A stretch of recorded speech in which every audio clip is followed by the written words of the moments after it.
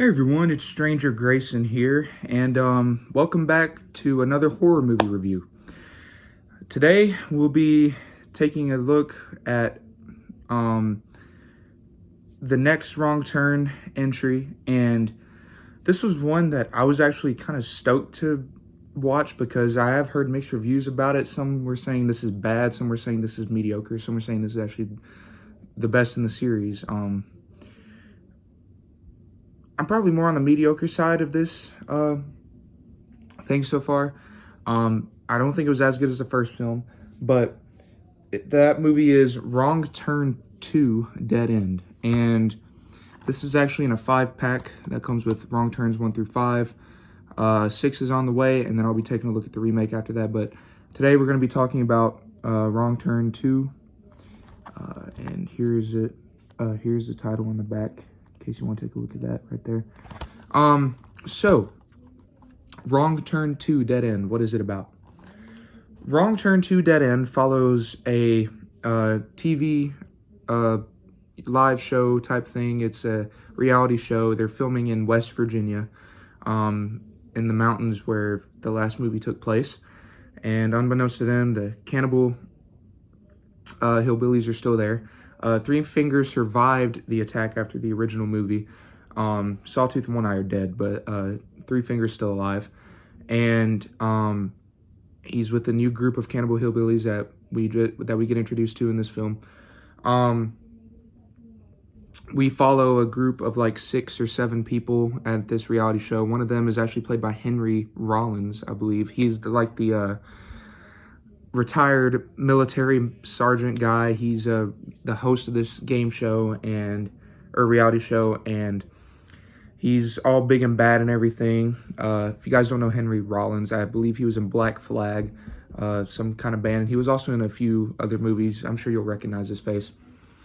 Then we get introduced to some other people like Nina and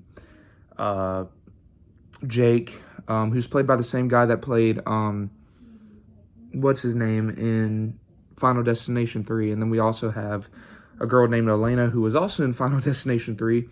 It's probably coincidence. No, not a coincidence. It's probably related because Final Destination 3 came out a year before this film came out. This film was released in 2007. Final Destination 3 was 2006. Anyway, Jake, Elena, Nina, Michael. Michael's actually a camera guy along with another guy. Then we also have another cast member that did not make it to the shoot because she died at the opening of this film. Her name's Kimberly. And this whole reality show is going on. They're competing for $100,000, and they're setting up it to be this huge thing, right? And everybody's getting excited. They want to take part in this. So they go out there. It's like a survival thing. Oh, and Jake and Amber, those are the other 2 people. They're split into groups. Jake and Amber in a group. Jake's like this narcissistic douchebag. You'd expect the Jake guy to be narcissistic and an asshole, but he actually proves to be one of the guys you actually root for. And Amber's like this ex-military. She wants to go into the military as well. So her and the colonel actually kind of have a bond there. Anyway, they go out there in the middle of the woods to survive for like a day, and it's like 5-6 contestants. Whoever makes it to the end wins $100,000. So they got all this stuff going on, right?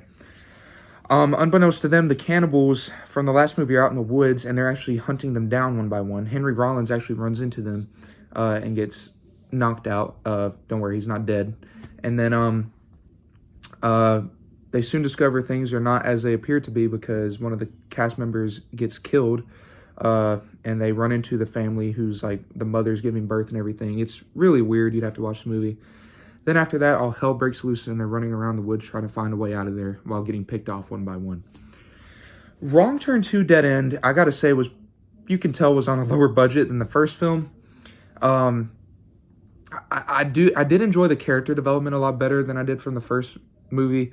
I like how they're able to get a cast that's, some are used to the filmmaking. It looks like some of these people are newer actors.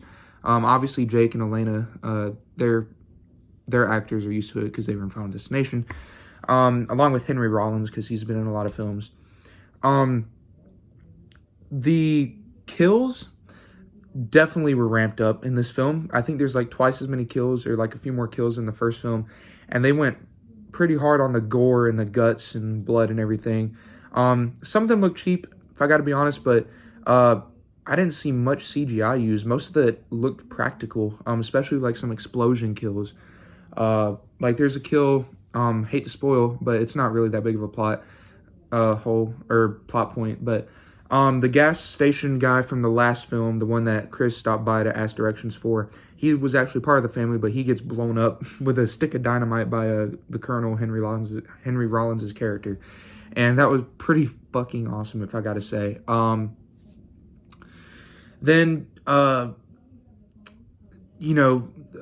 way that people can make stupid decisions in this film irritated me, if I gotta be honest. Like, just the way Nina kept running off by herself, you'd expect her to be just an idiot character that would get killed off, but no, she's actually the final girl for this film.